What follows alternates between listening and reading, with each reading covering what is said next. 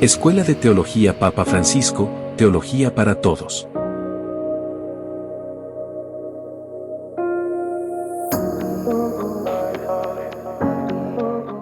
A través del tiempo, la Iglesia ha asumido el modo en que Santo Tomás hace teología. A él dedicamos esta noche, pidiéndole su intercesión por nosotros, por todos los estudiantes de teología y por todos los amigos y familias que compartimos la misma fe. Para dar inicio a nuestra academia, nos encomendaremos a Santo Tomás, haciendo la oración inicial que veremos en la proyección. Nos ponemos de pie.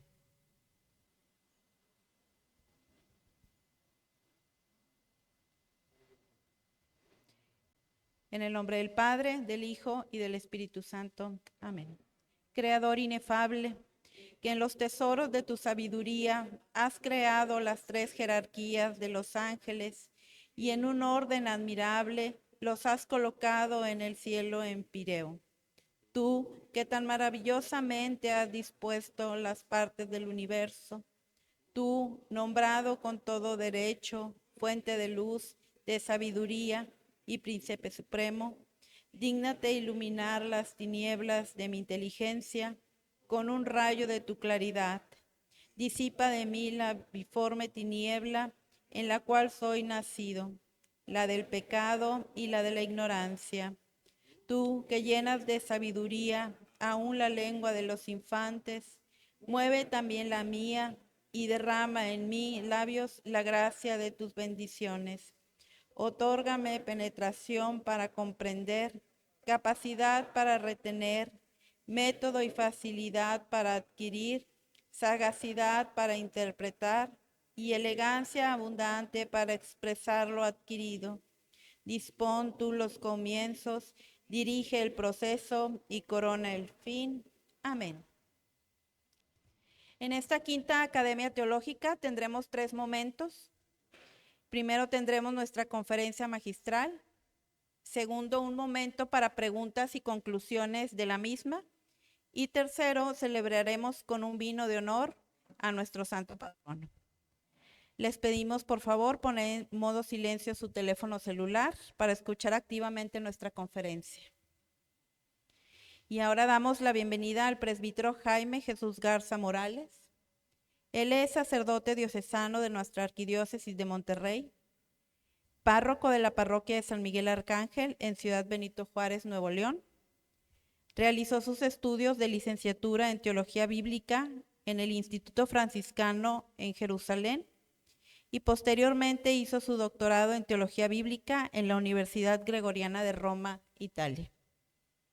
Actualmente es maestro de nuestro Seminario Arquidiocesano de Monterrey, maestro de la Universidad de la Arquidiócesis de Monterrey, maestro de nuestra Escuela de Teología Papa Francisco y a partir del año pasado es director académico de la Escuela Bíblica Arquidiocesana de Monterrey.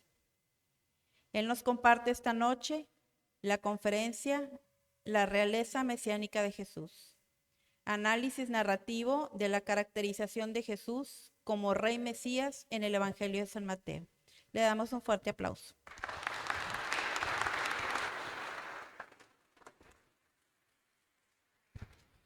Muchísimas gracias a todos ustedes y pues muy contento de poder compartir con ustedes un poco del trabajo que realicé en mi doctorado cuando estaba realizando este estudio del Evangelio de Mateo. La oportunidad de poder profundizar en un evangelio en particular y que de esa manera nos podamos nutrir mejor de una buena interpretación acerca del mensaje evangélico, en este caso del primer de todos de nuestros evangelios, Mateo. Entonces, pues como ya lo hemos escuchado y pues desde el flyer estaba, el tema principal en el que desemboqué mi estudio durante el doctorado fue la figura de la realeza mesiánica de Jesús. Porque, aunque parezca extraño, podríamos pensar que la idea de mesianismo es una idea homogénea, bien tratada y bien estructurada dentro de nuestra teología. La verdad es que no es así. El mesianismo es una idea muy compleja que tiene muchas aristas y que el mesianismo cristiano difiere trascendentalmente del mesianismo judío. Esto hace que sean dos tipos de ideas que en puntos son semejantes, pero que en otros, y sobre todo los más trascendentales, difieren. Y por lo tanto, la idea de mesianismo cada vez más va acrecentándose.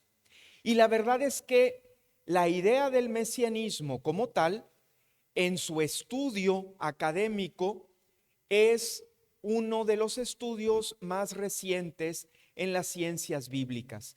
Es un estudio que a partir de los años 70, finales, principios de los 80, comienza una nueva elaboración en el pensamiento y en el estudio de lo que se creía, que se sabía sobre el mesianismo. Y por lo tanto, a partir de finales del siglo pasado, ha comenzado un auge en el estudio del mesianismo, lo cual ha proporcionado nuevas herramientas y nuevas visiones que nos ayudan a entender mejor esta idea tan compleja dentro del universo de la Sagrada Escritura. Entonces nos encontramos ante una idea apasionante. ¿Qué significa cuando nosotros afirmamos que Jesús es el Mesías? ¿Y qué significa para Mateo cuando afirma en su evangelio que Jesús es el Mesías? Esa es la pregunta que vamos a tratar de responder en esta noche. Evidentemente, no daremos todas respuestas, pero bueno, algo podremos decir acerca de esto. Podremos empezar diciendo que el mesianismo, para entendernos todos, es la expectación futura en un Mesías, en un Salvador, humano específicamente, y o suprahumano, como lo veremos más adelante. Y es entonces una expectación que surge de la idea de un futuro próximo y que esta expectación es trascendente. Esto es importante porque algo que tenemos que comprender y que rompe muchos paradigmas que hemos tenido en la Sagrada Escritura es que el mesianismo es una idea muy reciente y novedosa. El mesianismo es hijo del género apocalíptico. Y el género apocalíptico en la Sagrada Escritura es un género que comienza su integración, es decir, que la Sagrada Escritura adopta el género apocalíptico a partir del periodo persa, es decir, a partir de después del exilio. Estamos hablando de finales del siglo VI antes de Cristo, allá por el 536, cuando el imperio persa toma el dominio del imperio babilónico y se posiciona, como el nuevo imperio dominante del mundo antiguo. En ese momento, cuando el imperio persa toma la rienda del mundo antiguo como el nuevo imperio, entonces el judaísmo comenzará a coquetear con la teología persa. Paréntesis, un ejemplo de ello es la idea y la figura que actualmente como cristianos tenemos de los ángeles. La idea de los seres angelicales, como ahora nosotros los concebimos, es una herencia de la teología persa. Cierro paréntesis porque no es el tema a tratar. Pero a lo que voy con esto es darnos cuenta que la Sagrada Escritura, el judaísmo en este caso, porque estamos a finales, les digo, inicios del siglo V, en los años 400 antes de Cristo, tiene esta relación con la teología persa. El judaísmo entonces adoptará, dentro de las muchas cosas que adopta, abro otro paréntesis para un ejemplo más claro todavía, la lengua aramea, la cual el pueblo de Israel, los judíos, hablarán, la cual habló Jesús, porque se sabe que Jesús predicó en arameo, es lengua persa, viene del imperio persa, para que nos demos cuenta de la adopción que hace el pueblo de Israel de este imperio. Y bueno, vamos a ver más adelante todas estas adquisiciones que hace el mundo antiguo, la Sagrada Escritura, el Antiguo Testamento, sobre este tema. Entonces, uno de los géneros literarios más importantes y novedosos y de moda en el imperio persa era el género del Apocalipsis, los Apocalipsis. ¿Sí? El judaísmo adoptará este género literario que no existía antes. Al adoptarlo, transformará su profetismo y el profetismo terminará por convertirse en Apocalipsis. El Talmud, que es un escrito judío el Talmud babilónico es del siglo VIII después de Cristo, pero pues contiene mucha herencia judía antigua. El Talmud llega a afirmar en uno de sus tratados, de los Yashidim, que el profetismo cayó en Israel, es decir, el profetismo enmudeció en el pueblo de Israel. Llega un momento en la historia en que los profetas callan. Paréntesis, y ya no voy a tratar de no abrir tantos paréntesis, pero es interesantísimo cómo Lucas hace una interpretación que el término académico exacto de lo que hace Lucas es derashim. Hace un derash sobre esta idea del enmudecimiento del Antiguo Testamento, cuando hace que su personaje inicial del Evangelio, Zacarías, padre de Juan el Bautista, emparentado con Jesús, enmudece.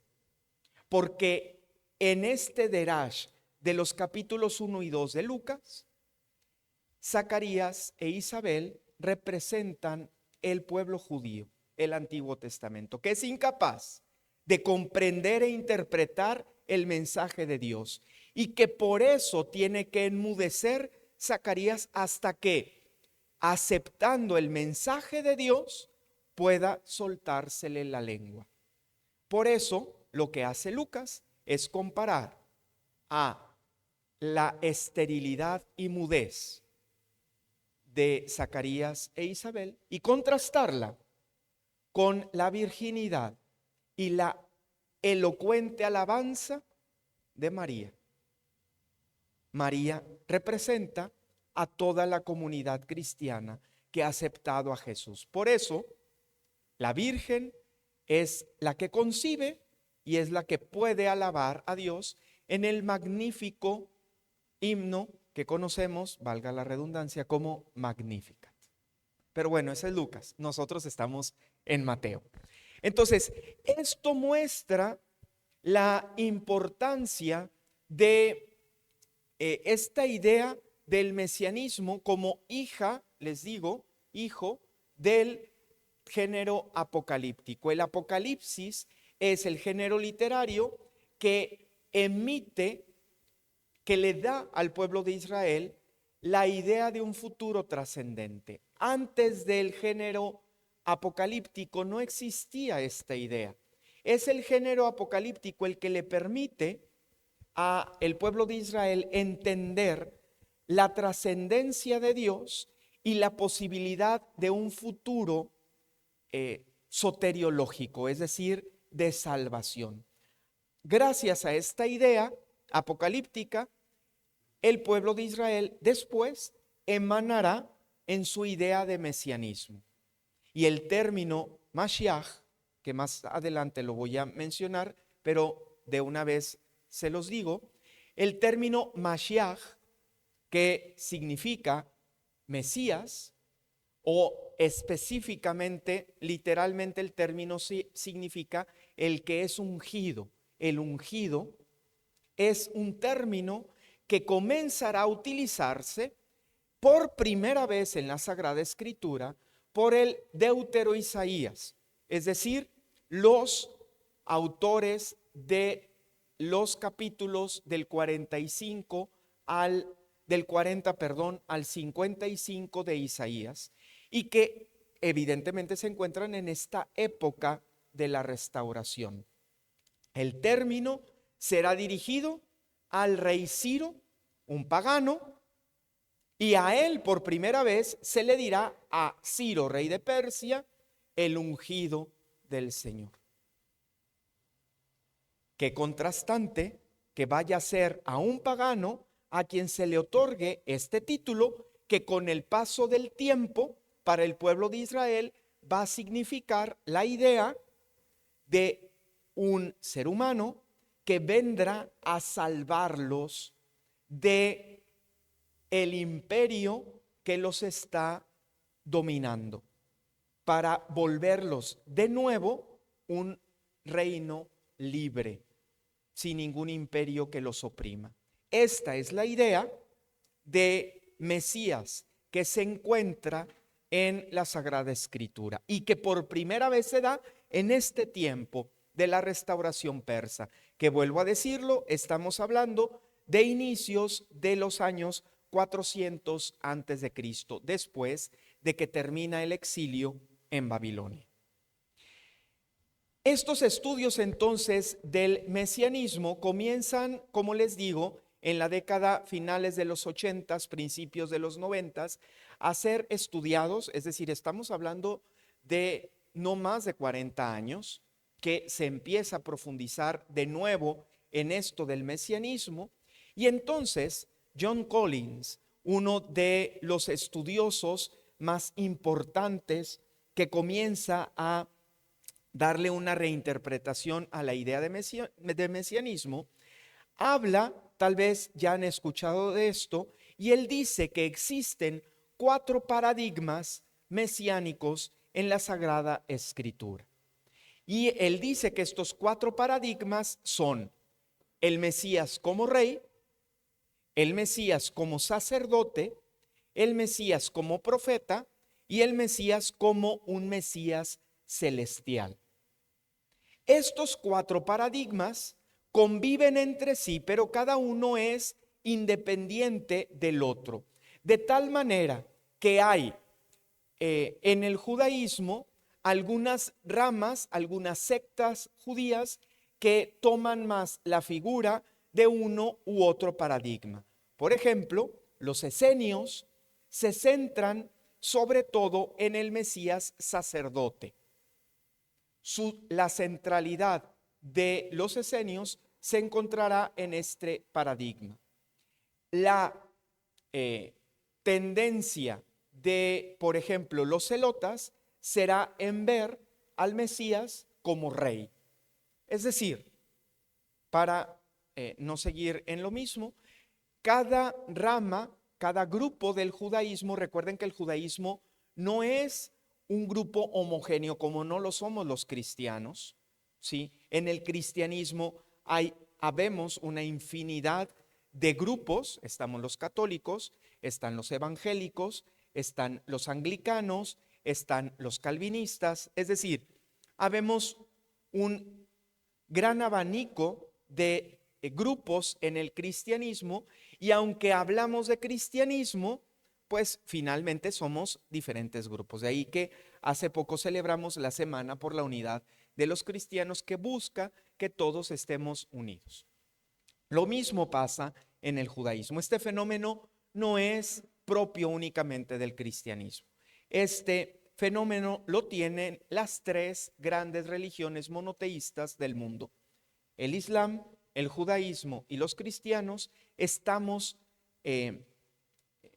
reunidos formamos, somos por diferentes grupos de diferentes tendencias, unas más radicales que otras. Entonces en el judaísmo pasa lo mismo. Cada grupo del judaísmo entonces toma un paradigma.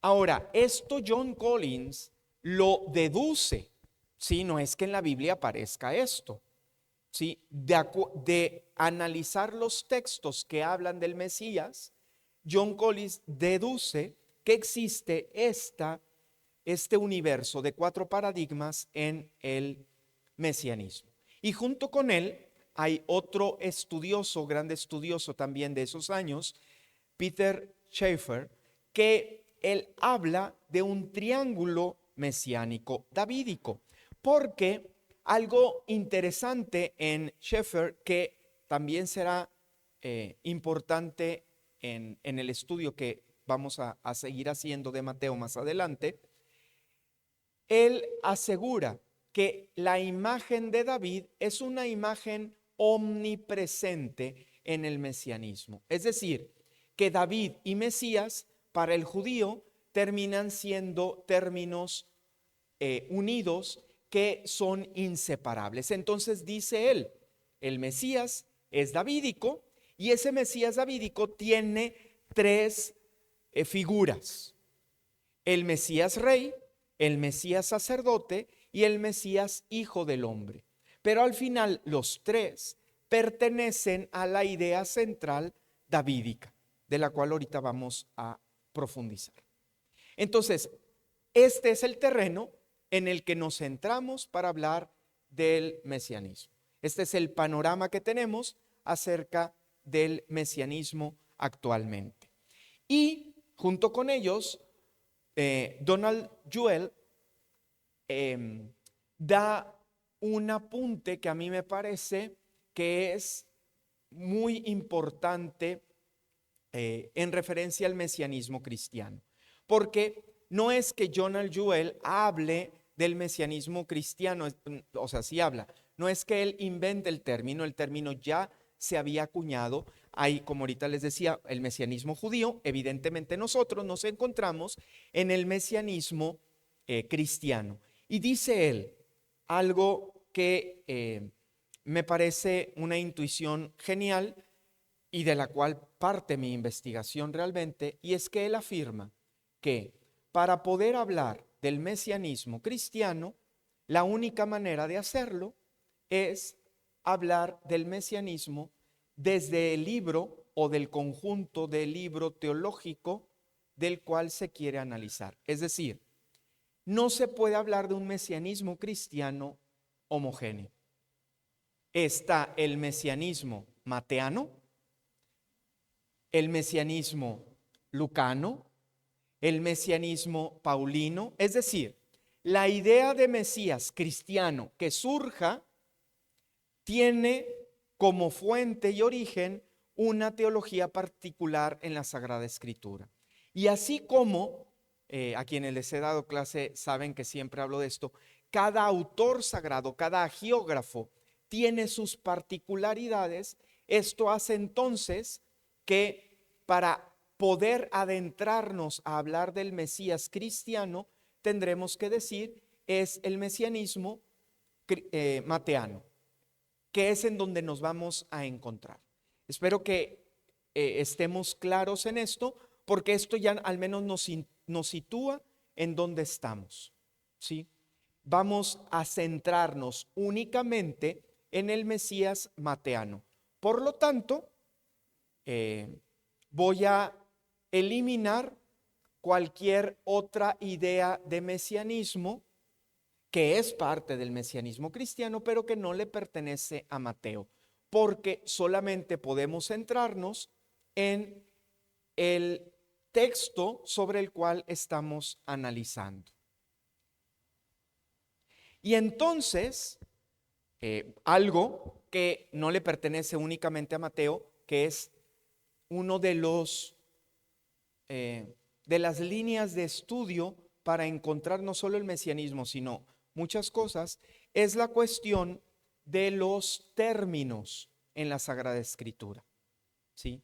Los biblistas tendemos a ser un poco obsesivos compulsivos, y entonces, un poco nada más. Entonces, muchas veces vemos un término, cuántas veces se repite, por qué se repite, en qué contextos, qué significa, y bueno, por eso a veces nos dicen, ustedes de un versículo pueden hacer tesis de libros de 500, 600 páginas de un solo versículo, y sí, se podría hacer de una sola palabra. Podríamos hacer, de hecho, el mesianismo es el estudio de la palabra Mashiach en el Evangelio, que en griego termina y se convierte en Christos.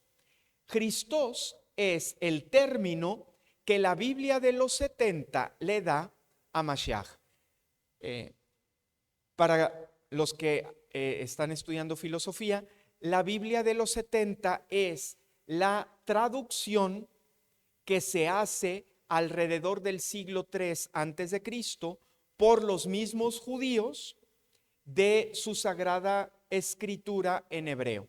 Es decir, los judíos que ya no sabían hebreo, que son judíos de la diáspora, fuera de Jerusalén, fuera de Judá, hacen la traducción de su sagrada escritura que está escrita en hebreo en griego, porque muchos ya no saben hebreo, y entonces para poder tener el contacto directo con la sagrada escritura, ellos hacen esta traducción. ¿Sí? Es la primera vez que se hace una traducción de la sagrada escritura. Lo hacen del hebreo al griego. Y cuando en hebreo está el término Mashiach, ellos, los 70, lo traducen con el término Christos. Christos en español sería ungido, que es lo mismo que Mashiach, el ungido, ¿sí?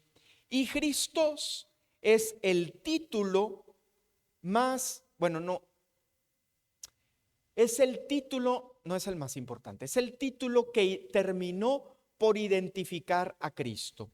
Es decir, y de hecho lo acabo de hacer, cada vez que se hablaba de Jesús, se le ponía el epíteto, el título Christos, como una posición, es decir, como un complemento del nombre, y quedó íntimamente relacionado de tal manera que siempre que se hablaba de Jesús, se hablaba de Christos. Siempre que un cristiano decía Jesús, generalmente ponía Jesús Christos. Tan íntimamente unidos están que en español, este es un fenómeno de nuestro idioma, terminó fundiéndose en una sola palabra, Jesucristo. En otros idiomas siguen siendo dos palabras, Jesus Christ, Jesucristo, ¿sí? Pero en español, el fenómeno de nuestra lengua hizo que se unificara en una sola palabra, Jesucristo, de tal manera que el nombre de Jesús y el título de Cristo son inseparables. Pero como les digo, Christos es la traducción de Mesías. Técnicamente, cuando decimos Christos, Cristo, lo que estamos diciendo es Mesías o ungido. Ungido literalmente, Mesías ya en un sentido más propio evolutivo. Pero el título más importante, evidentemente, es Kyrios, Señor. Es el título que se le da a Jesús. Tan importante es, este dato me encanta decirlo, siempre que doy clases y me topo con estas ideas, me encanta decirlo porque es genial para que vean no solo la agudeza literaria y teológica, sino la genialidad, la magnífica manera poética de los evangelistas de explicitar algo y ponerlo tan oculto que necesitas rebuscar en la Sagrada Escritura para poder entenderlo. Los discípulos, por ejemplo, en Mateo, voy a poner el ejemplo de Mateo porque es el evangelio en el que estamos, siempre le dicen a Jesús Kyrios, siempre. Todos los apóstoles le llaman a Jesús Kyrios, excepto uno. Jamás, cuando habla ese apóstol, nunca le dice Kyrios. ¿Quién creen que es? Judas. Quirios es el título más importante, es decirle Señor. Es el título más importante, que tanto que nosotros lo seguimos utilizando. Siempre le decimos en la oración Señor. No, el único apóstol que nunca le dice, porque no tiene derecho a decírselo, es Judas, porque él no cree en el Cristo, él cree en otro tipo de Mesías. Y cuando en Mateo habla Judas, siempre le dice rabí o didáscalos, maestro. Didáscalos, maestro. Rabí es una palabra en hebreo que significa maestro también, pero nunca le dice Kyrios, porque este es un título que solo el cristiano que cree en Jesús, puede decírselo a Cristo, a Jesús, Kyrios. Entonces, para que entendamos la grandeza de este título de Kyrios, y junto a él existen otros dos que están siempre alrededor del Christos, que es Hogios tu Theou, que significa hijo de Dios. Ahí me disculparán si alguien no ha llevado griego, pero bueno, pongo los términos como están escritos en el original del Evangelio, ¿sí? Y Hogios tu Anthropou, hijo del hombre. Son los títulos que siempre están alrededor del Christos. Y hay otros dos en particular, que son el Hogios David, es decir, hijo de David, y Basileus, rey. Estos son los títulos más importantes que recibe Jesús en los evangelios, especialmente en el Evangelio de Mateo.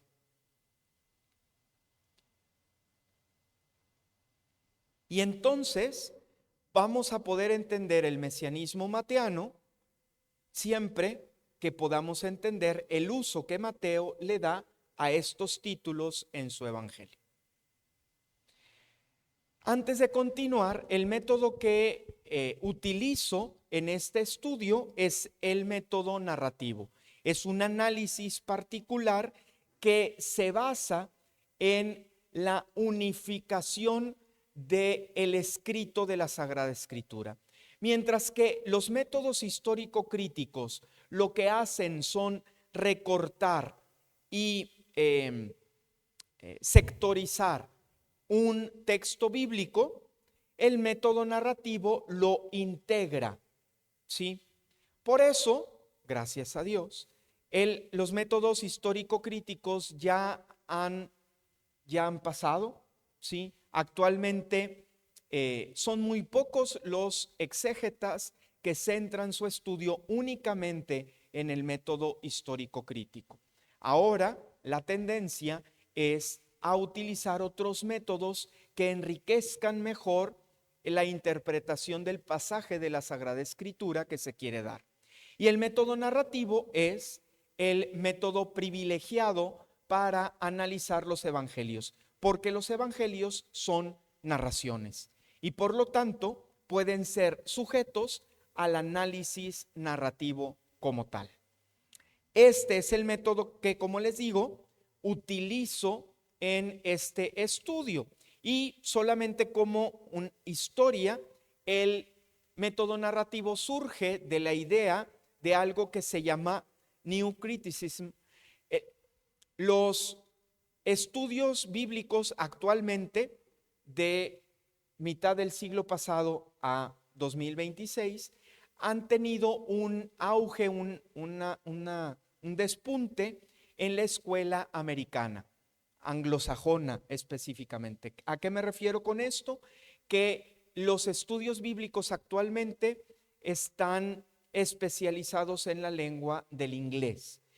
Todo estudio bíblico pasa por el inglés. Antes, en un inicio, comenzó todo con Bultmann y Joaquín Jeremías y todos estos teólogos de la sospecha, alemanes, luego pasaron a los franceses, pero actualmente es tanto Estados Unidos como Inglaterra quienes tienen los estudios bíblicos a la vanguardia, ¿sí? Y entonces todos los términos actuales en Biblia son en inglés, ¿sí? Ya no en alemán como antes, ni en francés, sino en inglés. Entonces, el New Criticism es una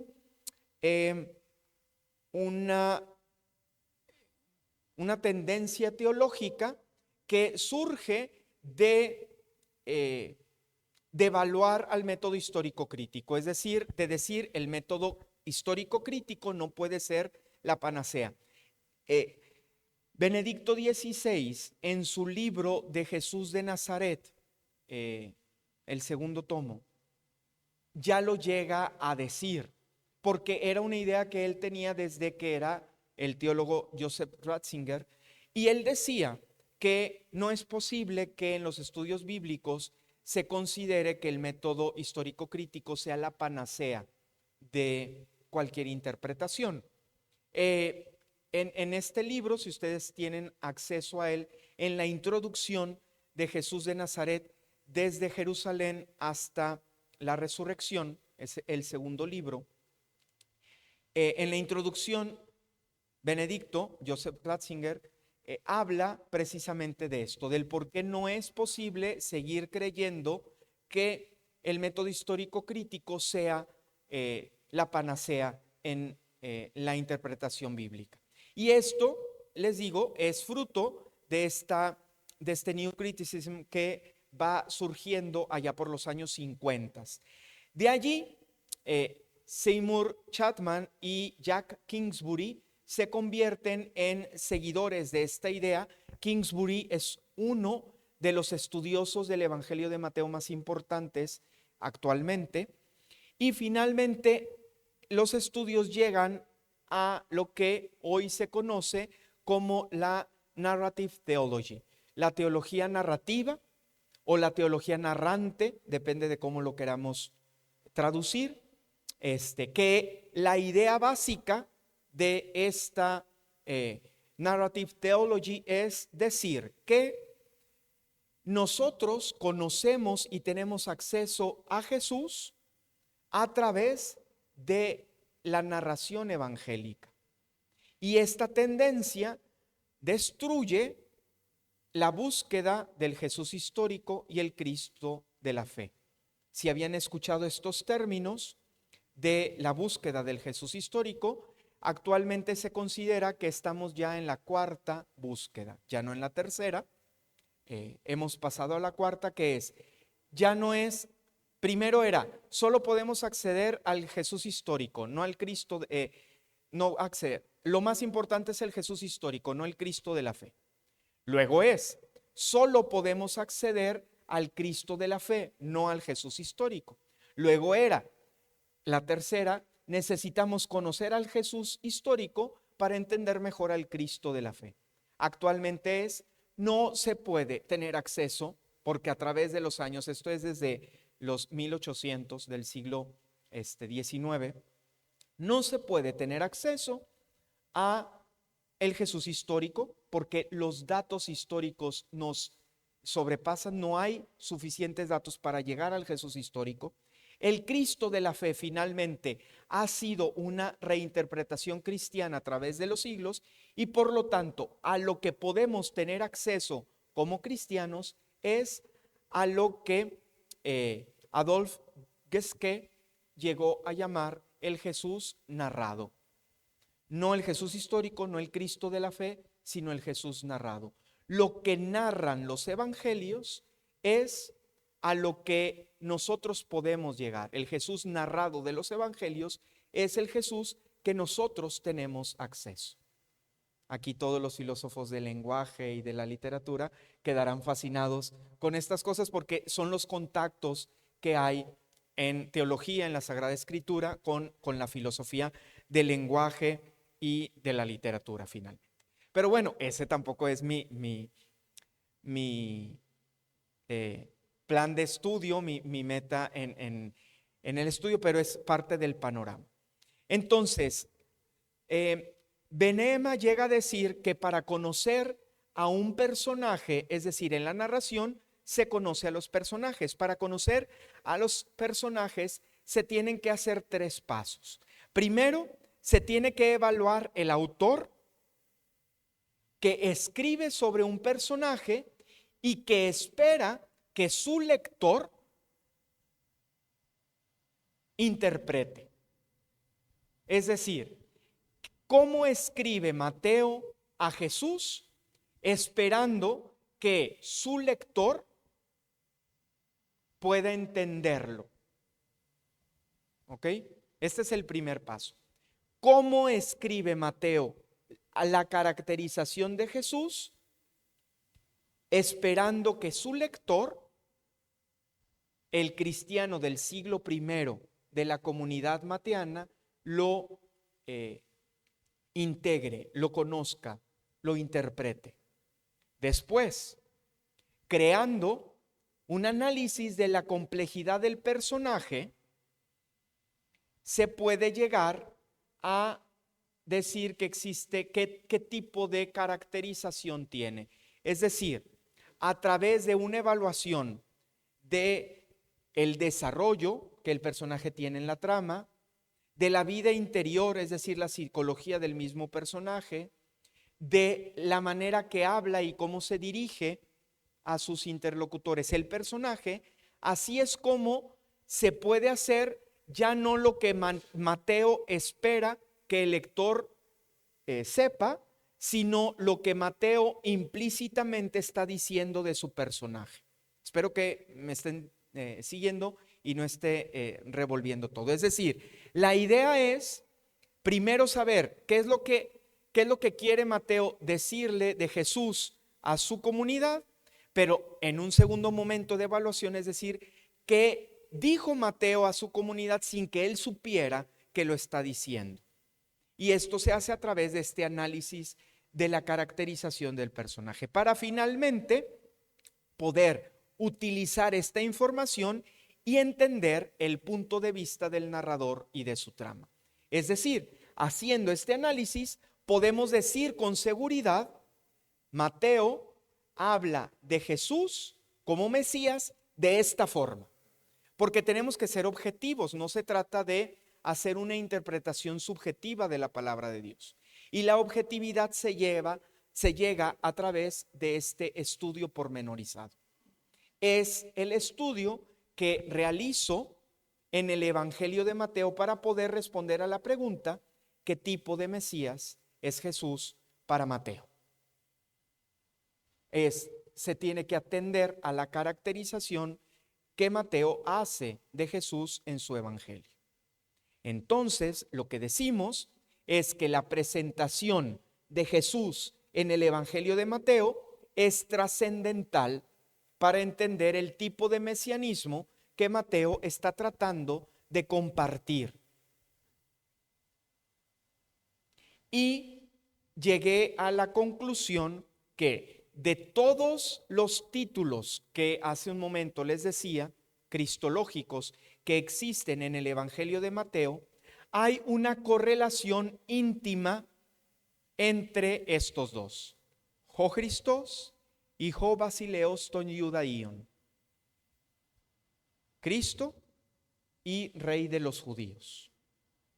Estos dos títulos están tan íntimamente correlacionados que, haciendo un análisis de la manera en que Jesús es caracterizado a través de estos títulos, podemos llegar a la conclusión para decir qué tipo de Mesías es Jesús. Y entonces, el análisis que hago en mi estudio es, desde estos dos títulos, cómo se caracteriza Jesús a través de estos títulos. ¿Por qué estos dos títulos? Lo vamos a ir viendo, mejor no se los adelanto, ahorita lo veremos. Espero que vayamos bien hasta este momento. Y entonces entramos ahora sí ya de lleno en el Evangelio de Mateo, ¿sí? La idea entonces es responder a tres preguntas fundamentales. ¿Es posible hablar de un mesianismo mateano particular y característico? Es decir, ¿es posible decir que Mateo tiene una idea de mesianismo que evidentemente todo el mesianismo cristiano comparte la idea que Jesús es Mesías, pero el mesianismo paulino tiene sus particularidades, el mesianismo lucano tiene sus particularidades? Entonces la pregunta es, ¿el mesianismo mateano tiene particularidades propias o, como siempre se ha considerado, a Mateo como una copia de Marcos? En la teología, durante mucho tiempo se ha considerado emparentado el evangelio de Mateo y de Marcos, de tal manera que se ha priorizado la teología marcana antes que la mateana. Esto, la verdad, es un tema de anticatolicismo, porque la raíz de esto está en que Mateo es considerado el evangelista más católico de los cuatro, católico en el sentido religioso, ¿sí? Porque es el que presenta la imagen de Pedro. De hecho, ahorita lo vamos a evidenciar. Le da a Pedro la supremacía entre todos los apóstoles. Evidentemente Mateo es el número uno entre todos. Esto evidentemente no le agrada a la teología protestante, y durante muchos siglos los estudios eran desde el corte protestante, siglo XIX, desde el siglo XVIII con Bultmann, siglo XIX, principios del siglo XX, y por eso Mateo fue relegado a un segundo, tercero, cuarto lugar.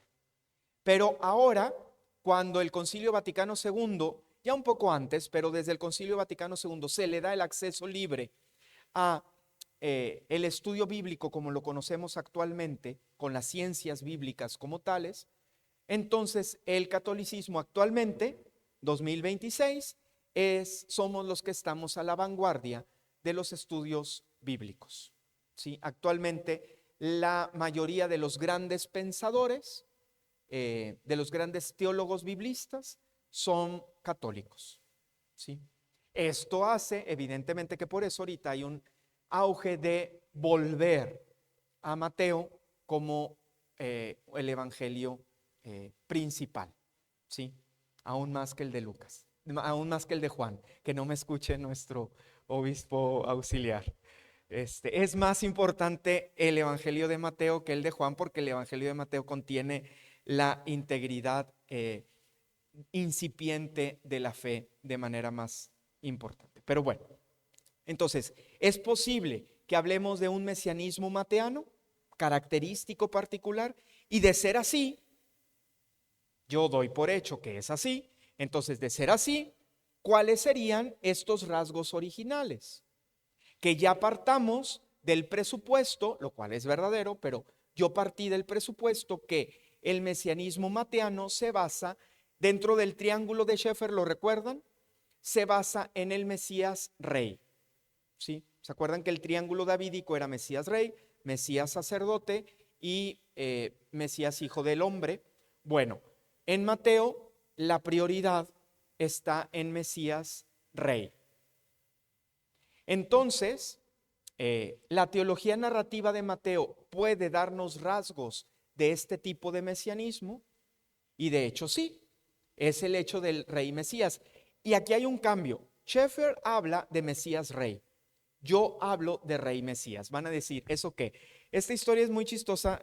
Voy a hacer el paréntesis, es una anécdota de mi vida sobre esto, porque el título de la investigación es La realeza mesiánica de Jesús. Bueno, realmente yo al principio le iba a llamar el mesianismo regio de Jesús.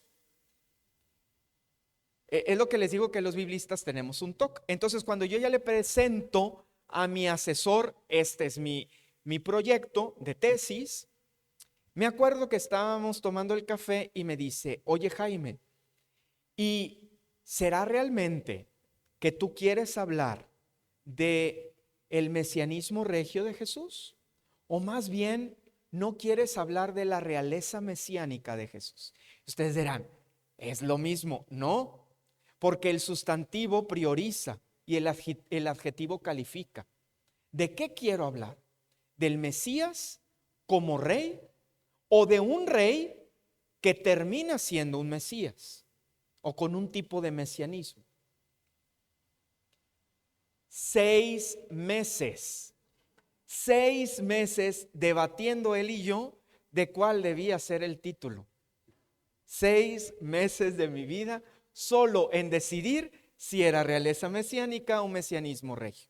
Finalmente opté, y evidentemente mi asesor estuvo de acuerdo, que la novedad radicaría en que Mateo no es que vea a un Mesías que es rey, sino a un rey que porque es rey termina siendo el Mesías.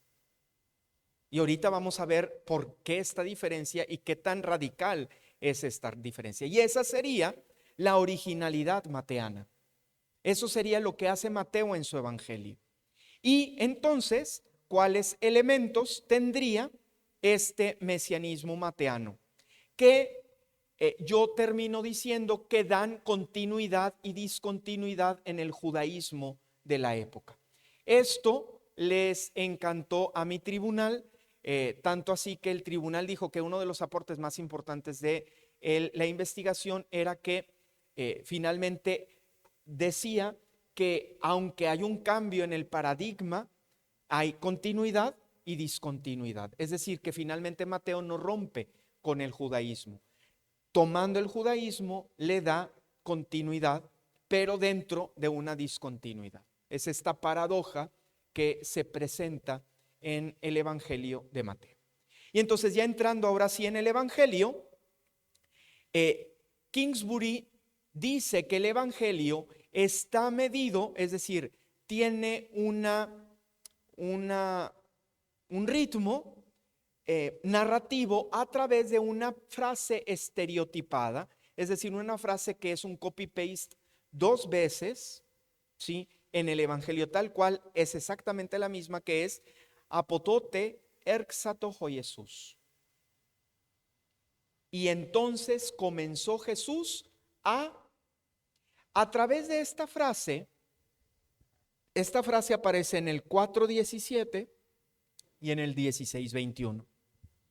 Y a partir de esta frase, dice Kingsbury, yo me uno a esta idea, considero que así es. Kingsbury dice que el ritmo narrativo Mateo lo da a través de esta frase. De tal manera que hay un corte narrativo cada vez que Mateo mete esta frase, en el 4:17 y en el 16:21. Una de las cosas que más gratificación me dio de hacer este estudio es que cuando termino de presentarle el capítulo, en donde casi baso un capítulo en decir por qué este ritmo narrativo se da así, mi asesor estaba en contra de esta teoría. Y cuando le entrego el capítulo y él lo lee y lo revisa y todo, yo sabía que a él no le gustaba esta teoría, y recuerdo que en el mail, ahí lo tengo grabado, como uno de las metas más importantes fue, la verdad es que me convenciste de que tal vez sí tenga este ritmo narrativo el Evangelio de Mateo a través de esta frase. Y dije, wow, medio convencía a mi asesor de esta cuestión. Pero bueno, evidentemente no me meto en todos los tecnicismos, pero hay un ritmo narrativo dado por esta frase. De tal manera que hay un corte en 4:17, que es el evangelio que acabamos de escuchar el domingo pasado, cuando dice que después de la profecía de Isaías, espero que la recuerden, que dice tierra de Zabulón y tierra de Neftalí, Galilea de los paganos. Esta profecía de Isaías, que le gusta mucho a Mateo hablar de estas citas de cumplimiento, y después dice, y entonces comenzó Jesús a predicar diciendo, y luego está genial, es que Mateo es una cosa increíble, porque la misma frase con la que empezó hablando Juan el Bautista, la utiliza Jesús, exactamente la misma. Conviértanse porque el reino de los cielos está cerca. Es genial, pero bueno, no estamos hablando de Juan el Bautista. Entonces, esta frase hace este ritmo narrativo. Y les adelanto, yo llego a decir que en el capítulo 16, versículo 21, de hecho, esta frase hace un plot twist. Plot twist es un término que no solo se utiliza en la literatura, sino que se utiliza también en la cinematografía.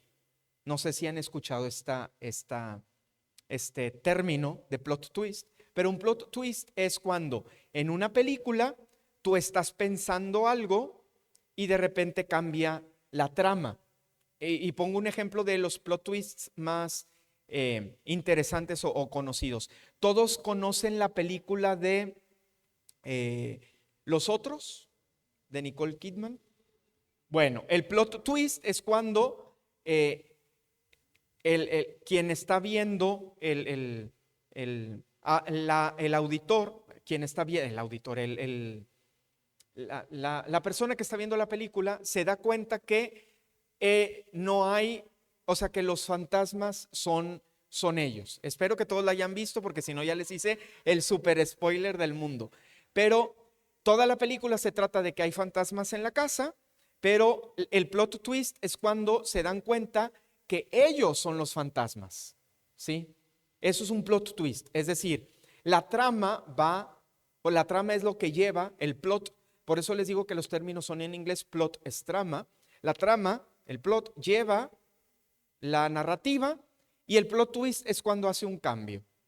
Entonces, yo digo que hay un plot twist en Mateo capítulo 16, 21. Ahorita vamos a ver por qué. Espérenme. ¿Sí? Y entonces el evangelio yo lo divido de esta manera. Tiene 4 secciones. Kingsbury dice que son 3.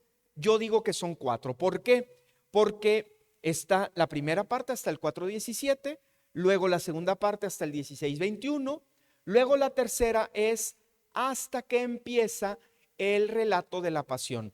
Porque el relato de la pasión tiene características muy particulares que no pueden considerarse parte del mismo ritmo narrativo. Se los sintetizo rápidamente porque aquí daría para decir muchísimas cosas. Pero uno de los puntos más importantes en la narrativa es que el evangelio tiene un ritmo en las escenas, las maneras, todo lo que va presentando de Jesús tiene un ritmo en el que el tiempo es muy rápido. ¿Sí?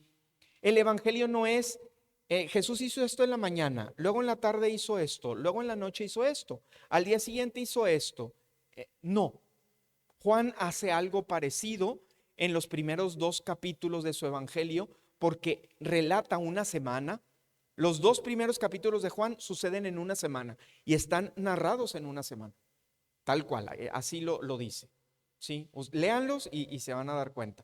Dice, al día siguiente, 2 días después, 3 días, y luego si cuentas los días después con todos, te vas a dar cuenta que son una semana, 7 días. Por eso el 8º día son las bodas de Caná. Pero bueno, no estamos en el evangelio de Juan. Entonces, esto es un ritmo narrativo. El ritmo narrativo de Mateo no es así, es amplio, ¿sí? No va diciendo lo que Jesús dice el día a día, pone momentos en la predicación de Jesús, como también lo hacen Marcos y Lucas. Al llegar a el relato de la pasión, el tiempo se ralentiza. Las acciones de los personajes son más detalladas y hay una unidad narrativa que no está presente en los anteriores capítulos. Por lo tanto, no puede considerarse una misma sección narrativa. ¿Sí? Kingsbury dice que como no está la frase, no se puede considerar como otra sección. Sin embargo, lo que él olvida es que el ritmo narrativo también marca la secuencia narrativa y por lo tanto el relato de la pasión tiene que verse como una nueva sección narrativa. Y entonces todo está basado, como les digo, en estos cuatro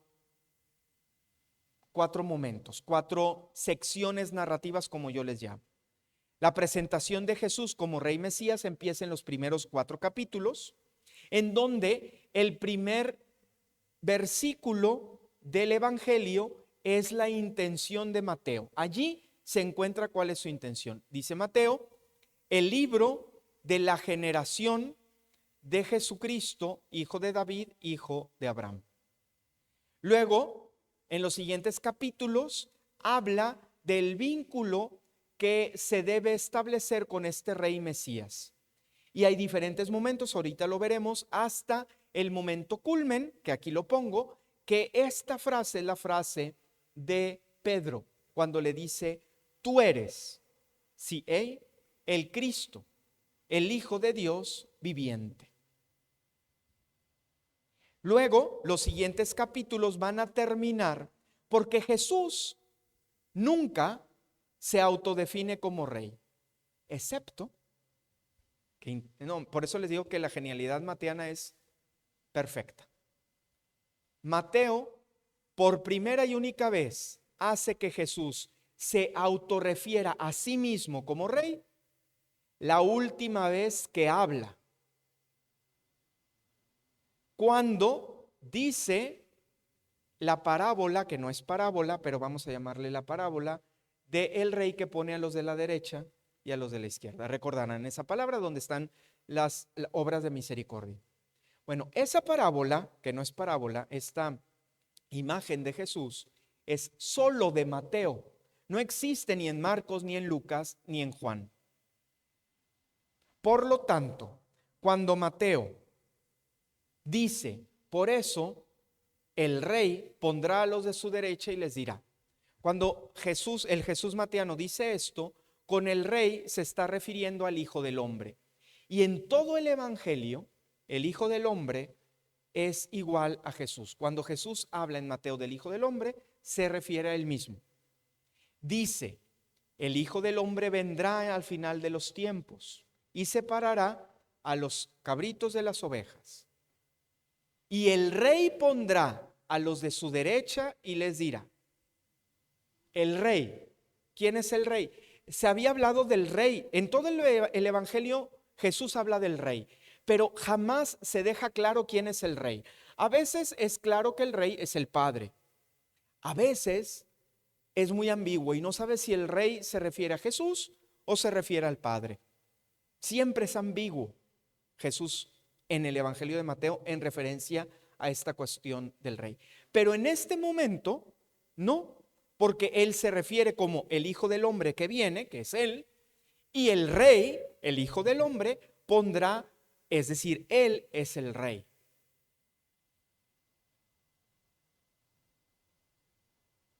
Y después de esta parábola, Jesús hablará así, pero ya no volverá a decir ningún discurso porque empieza el relato de la pasión. Esta es la última vez que Jesús dará sus grandes discursos mateanos y termina afirmando que Él es rey. Y finalmente la entronización de Jesús, lo que hace Mateo es genial, porque hace un juego entre los términos Cristo y Rey de los judíos, pero lo vemos ahorita más de manera más cercana. Todo esto es propio de Mateo porque podemos decir, bueno, es que también lo hace Marcos y Lucas. No, todo lo que analizo es propio de Mateo, es decir, yo tuve muy en cuenta, casi tuve que tomar evidentemente algunos pasajes que son de los sinópticos, pero traté de detenerme en los rasgos particulares de Mateo, es decir, en todo lo que tiene el Evangelio de Mateo que no tiene ni el de Lucas ni el de Juan, para poder afirmar que es mateano, ¿sí? Que no pertenece a todos los sinópticos. Y bueno, entonces comienza presentándose a Jesús como el Cristo, hijo de David. Y en los primeros 2 capítulos se presenta este Cristo, hijo de David. Sin embargo, a partir del capítulo 3, Mateo ya no habla de Jesús, hijo de David. Ahora habla de Jesús, hijo de Dios. De tal manera que el rey al que se está refiriendo Mateo no es el rey hijo de David, porque sí, comienza con el relato de la infancia hablando del hijo de el Cristo, hijo de David. Pero después, dice que este Cristo es mi Hijo muy amado, dice la voz del Padre en el bautismo. Este Hijo muy amado es el mismo Hijo que el tentador le va a decir, si tú eres Hijo de Dios. Es decir, Jesús es hijo de David porque es el rey, pero no es hijo de David, es hijo de Dios. Y entonces Mateo empieza a hacer una distinción entre el hijo de David y el hijo de Dios. De tal manera que analizando el término hijo de Dios, hijo de David, está muy interesante, porque hijo de David no solo se lo dicen, le dan el título hijo de David, se lo dan únicamente personajes, se me fue la palabra, personajes que están lejanos, personajes como de periferia, no tanto secundarios, personajes, o sea, a ver si ya con la idea queda claro. Se lo dicen mujeres, enfermos y niños. Es decir, personajes que no tienen valor como relegados, exactamente como relegados, ¿sí? Entonces, el título hijo de David solo se lo dan personajes relegados. Esto quiere decir que el título nunca está caracterizando a Jesús de manera oficial, ¿sí? Y por lo tanto, yo digo que el título no puede ser denominativo de Jesús, porque no lo está definiendo. Se lo dan los otros, pero él no lo define, ¿sí? Entonces, la cristología de hijo de David estaría subordinada a la de hijo de Dios. Es decir, para Mateo es más importante hablar del hijo de Dios que del hijo de David. Luego, como les digo, la narrativa continúa en el capítulo 4 con una sección programática en la que Jesús enseña, envía a la misión a los apóstoles y cura, ¿sí? Y la pregunta que le hace Juan el Bautista a través de sus discípulos es una pregunta que desencadena el tipo de vínculo que se debe tener con Jesús. Porque la pregunta del Bautista en el capítulo 11 de Mateo es, ¿eres tú el Christos o tenemos que esperar a otro? Jesús responde exactamente con lo que sucede del capítulo 4 al 11. Díganle a Juan lo que ustedes ven. Los ciegos ven, los cojos andan. Es decir, hay curación, hay misión y es predicado el evangelio a los pobres y hay enseñanza. Lo que Jesús hizo en los capítulos del 4 al 11 es la respuesta que Jesús le da a Juan el Bautista cuando le pregunta si él es el Cristo, el Mesías. Y esta pregunta desencadena estos 4 momentos de una proclamación de fe. Los discípulos en el pasaje del mar de la tempestad en donde Pedro se está hundiendo, dicen, verdaderamente tú eres el Hijo de Dios. Así está en nuestra traducción. El problema es que no dice Hijo de Dios en griego. En griego dice Theougios, de Dios Hijo. Me van a decir, Padre, es lo mismo, Hijo de Dios o de Dios Hijo. No, porque de Dios Hijo, Theougios, es el título que se le daba al César por parte del imperio. Es decir, el César era Theougios, así lo conocían. La confesión de los discípulos en este momento de la tempestad calmada es una confesión imperial, es una confesión nacionalista.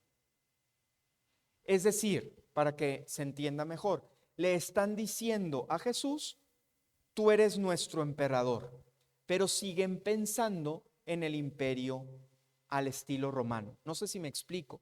Y por eso no es una incipiente confesión, porque sí es Jesús el rey, pero no es rey a la manera del imperio romano. Por eso es incipiente esta confesión. Los discípulos no saben todavía quién es Jesús. Por eso le dicen Theougios, no se atreven a romper el paradigma e ir más allá. Luego la cananea le dice Kyrie Gios David, Señor, hijo de David, una pagana.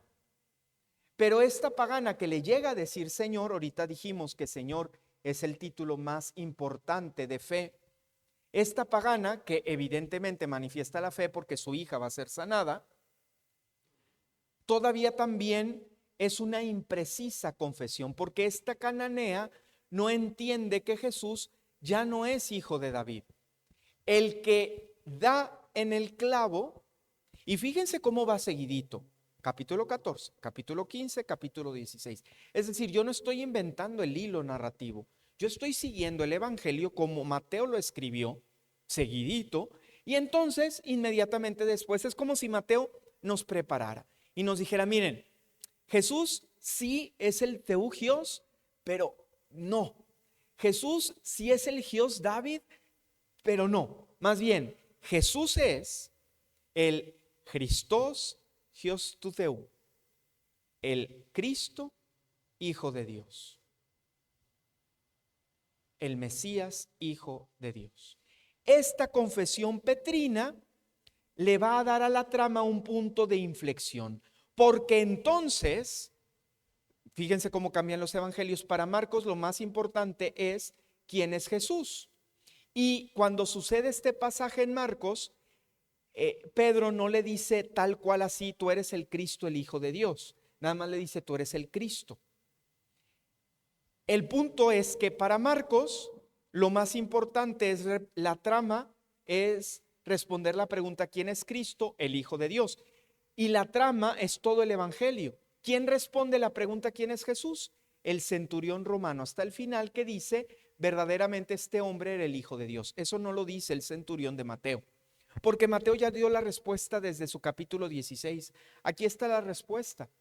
En este momento, el lector ya sabe que Jesús es el Mesías, el Hijo de Dios.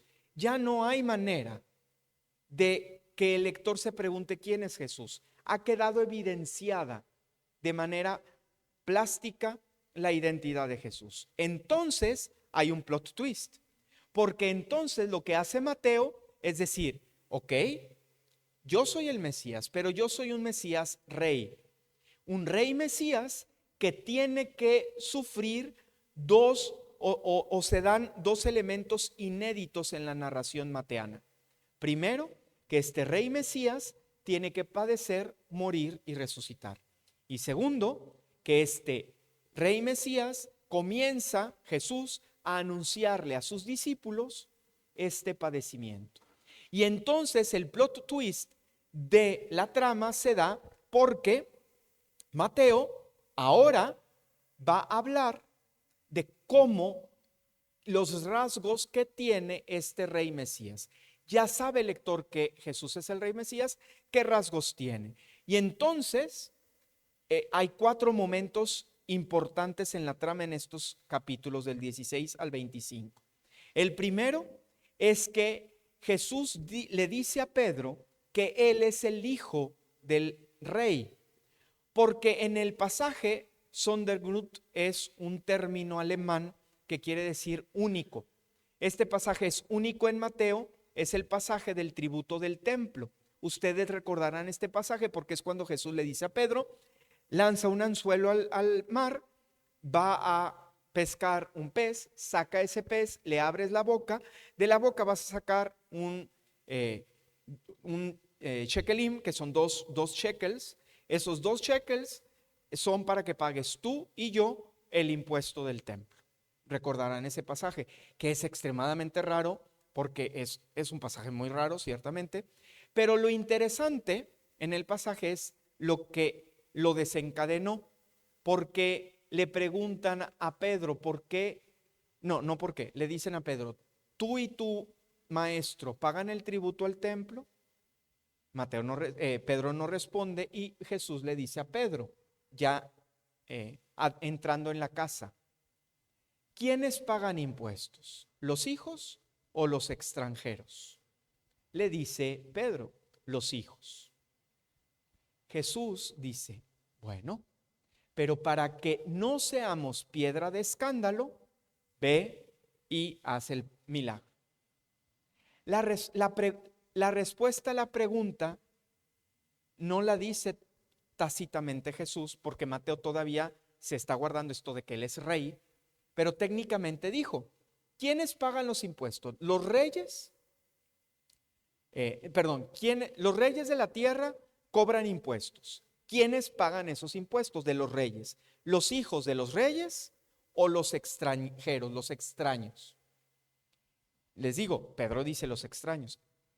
Allí lo que falta es que Jesús diría: entonces, si yo soy hijo, no tengo por qué pagar. Pero ahí la novedad es que con la respuesta que no dice Jesús, también dice: por eso tú tampoco pagues. Porque tú, yo, diría Jesús, y tú somos hijos del rey.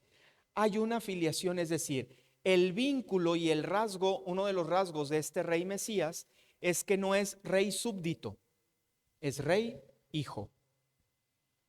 Luego, el mesianismo termina siendo de humildad, porque Mateo hace algo que no hace Marcos ni Lucas, y es que Mateo pone 2 burritos en la entrada a Jerusalén.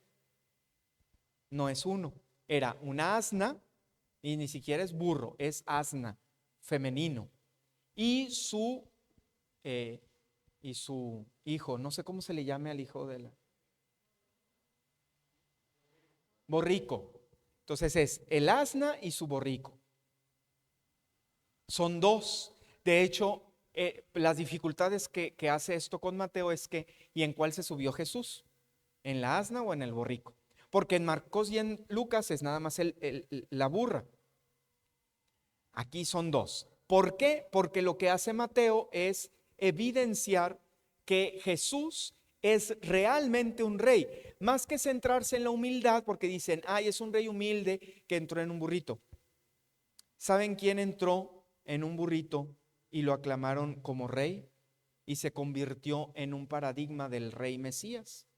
Entrando en un burrito a Jerusalén, David, nada más y nada menos. Más que humildad, lo que quiere manifestar es la verdadera autoridad de Jesús como rey. Luego está el pasaje en el que Jesús aclara, él mismo dice que no es hijo de David. Cuando está en unas disputas con los fariseos, les dice: ¿el Mesías de quién es hijo? Y le responden: de David. Y dice Jesús: ¿cómo va a ser el Mesías hijo de David si dice David: dijo el Señor a mi Señor? Dice el Jesús de Mateo, dice: ¿cómo puede David decirse a sí mismo? Porque dice el Señor a mi Señor. Dice, si Él es el Señor, es como que dice el Señor Dios a mi Señor. Pero es lo que está diciendo el salmista, que es David, es que dice el Señor a mi Señor. Dice, David tiene un Señor que es más grande que él, que no es el Señor Dios. No sé si siguen la lógica, está en el Evangelio de Mateo en el capítulo 22. La lógica es, dice el Señor Dios a mi Señor Mesías. Entonces dice Jesús, por eso David no es el Mesías. Y por eso el Mesías no es hijo de David. Y por eso yo no soy hijo de David. Ya Jesús se desprende completamente del título hijo de David. Y finalmente les digo, con este episodio del rey Mesías, Jesús se presenta explícitamente como el rey que juzgará a todas las naciones de la tierra. Y luego viene el momento de la pasión, en donde miren la manera en que Mateo, y esto solo lo hace Mateo, esto no está ni en Marcos ni en Lucas. Mateo juega con los títulos Jo Christos y Basileus ton Judaón. Cristo y Rey de los judíos. Le dice Cristo, el sumo sacerdote. El sumo sacerdote le dice, dinos tú si eres el Cristo. Ahí les pongo 26:63 para que vean que no estoy, luego se van a la Biblia y lo checan. Pilato le dice a Jesús, dime tú si eres el rey de los judíos. Exactamente la misma pregunta, exactamente la misma. El sumo sacerdote, Christos, Pilato, Basileus, rey. El Sanedrín se burla de Jesús, lo golpea y le dicen, Cristo, ¿quién te pegó? Bueno, no Cristo, Criste, pero es Cristo, ¿quién te pegó? Los soldados romanos lo abofetean y le dicen, salve, rey de los judíos. Ven que es exactamente lo mismo, es la misma escena, pero cambiando el título. Pilato presenta a Jesús como cuando está condenado, cuando dice, ¿qué quieren que haga con este? Antes de compararlo con Barrabás, dice, aquí está el Cristo, aquí está el Cristo. La cruz del crucificado dice, Jesús, rey de los judíos. La condena, la presentación del condenado es igual, Cristo y rey de los judíos. La condena, cuando dicen crucifícalo, es a través del título Christos. El pueblo le dicen, crucifica al Christos, y el pueblo le dice, tú eres rey, baja. Tú dijiste que eras rey, nada más que ahí no es de los judíos, ahí es de Israel. Es el único cambio, pero bueno, ya no voy a poder entrar en esto porque se acaba el tiempo. Lo único que diré es que esto no es otra cosa, esto sigue, el episodio de la pasión sigue el ritmo de los salmos de entronización. Cuando un rey era entronizado, coronado y entronizado en Israel, se cantaban estos salmos. Y estos salmos hacían que el rey se proclamara y se convirtiera en hijo de Dios. Lo que hace la pasión es hacer la entronización desde una perspectiva irónica. Utiliza el relato de la pasión, utiliza la ironía para evidenciar que realmente se está dando una entronización. Y tan es así que el Jesús de Mateo resucitado antes de ascender al cielo, en 28, versículo 18, les dice lo que se le decía al rey cuando ya era coronado. Cuando al rey ya lo coronaban, se sentaba y le daban su báculo y todo, le decían, rey, se te entrega en tus manos toda autoridad en el cielo y en la tierra. Y ese era el final de la entronización, de todo este rito de entronización al rey.